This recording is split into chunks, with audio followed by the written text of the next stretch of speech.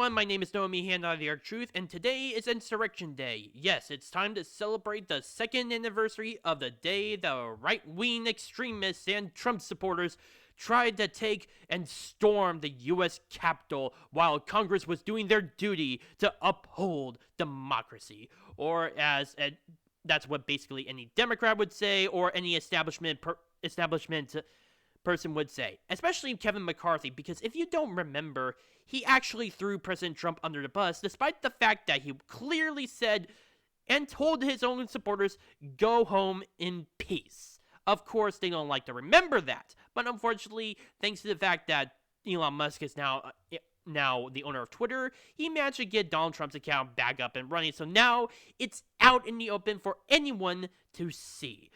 But of course, a lot of Democrats want to continue to push the idea of January 6th into everybody's minds. Even though it's been not only 2 years, even though that the January 6th Commission, despite the fact that it's a major sham of a committee, is gone now with the opening of the 118th Congress, which, by the way, still hasn't gotten a new speaker yet. It could change over the next couple of days, but they are still continuing to. They're still continuing to hold out on trying to make it so black and white with January 6th, especially what happened 2 weeks before Biden became president.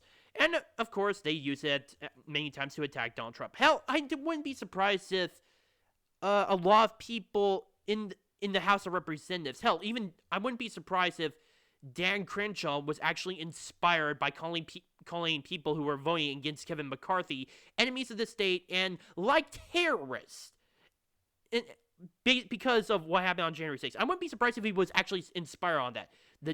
It's around the same time, around the same time about 2 years ago, but you get my point. Now, to be fair, while January 6th is not as big of a deal as what the establishment likes to claim, because obviously it was not an insurrection by any means. It was the literal definition of a fiery but mostly peaceful protest that unfortunately got out of hand and turned into a riot. Most people came there to be peaceful. Hell, a lot of the police even allowed people to go inside the U.S. Capitol building, and all they did was basically take selfies. But I would like to say this. There are still some injustices on what occurred with January 6th, or what was related to January 6th that has still not been resolved to this day. From what I understand, there are still a few people who have been detained as a result of January 6th, not been given any charges, and been put in solitary confinement to this day. I could be wrong on that, but that has been heavily reported on by independent media. And of course, let's not forget about Ashley Babbitt, the unarmed woman who was shot and killed by Capitol Police, who did nothing wrong, and yet she was shot. And apparently, Congress celebrated the Capitol Police for doing their diligence and their duty. Completely ridiculous. This is one of the few times when the leftoids are actually in support of the police. Everything else, screw the police. Defund them. Get rid of them. They are evil. Except for the Capitol Police, because they maintain our power for whatever it's worth, especially the establishment when they are the ones who are holding the strings. And of course, there's the fact of Ray Epps. I still believe him to be linked to the federal government in some way, probably as an FBI agent, or I don't know. It just seems really weird to me that he somehow manages to get off the FBI's radar. It's the FBI's watch list. The FBI's most wanted at this very important time, when there is a lot of video that showed him being at the Capitol and trying to instigate a riot. Now, I could be wrong, 100% could be wrong about him being being an agent for the FBI. Hell, he could be of the CIA or the Department of Homeland Security, or maybe he was just on his own.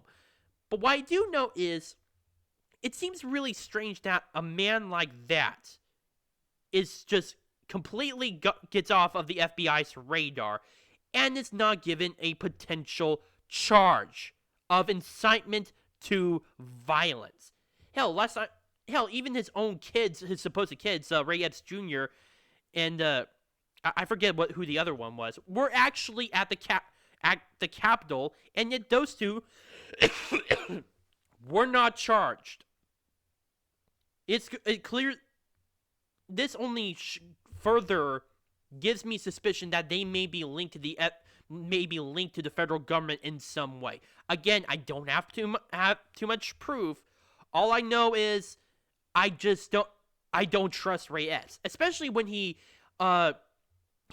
just recently gave an interview, his own deposition for the January 6th committee that was actually released about a few days ago, and was actually reviewed by one of the lawyers that I'm actually subscribed to on YouTube. His name is Robert Gueva. I hope I did not butcher his name. He's a lawyer, and I will be putting the deposition to his channel down in LinkedIn, his link in the description below if you guys are interested into looking at that. It's very remarkable what Ray Epps says.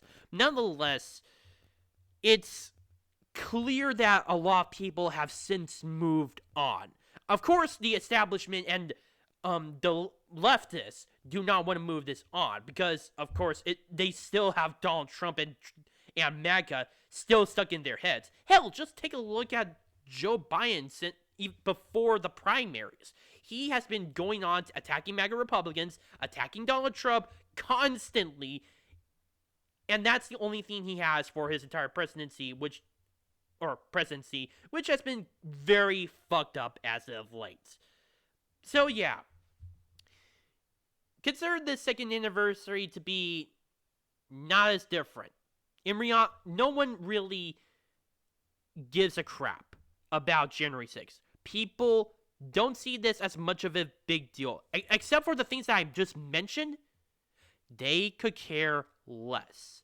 They don't care about this January 6th crap. They just want something done. They want to actually get something good happening. Kind of like with Republicans trying to get rid of Kevin McCarthy, or to have someone else. Maybe to get some concessions, or maybe to actually have Congress do their own damn job. That is what they care. That's what the American people care about. Not something that happened 2 years ago to this very day as I'm making this video. They just want to move on. But apparently, a lot of people in the establishment do not want to move on. My name is Noah Meehan on The Arc Truth. Please post your comments down below, like this video, subscribe, share with friends. Also, if you have any ideas of how I should improve my video, please post in the comment section down below or directly message me. Thank you.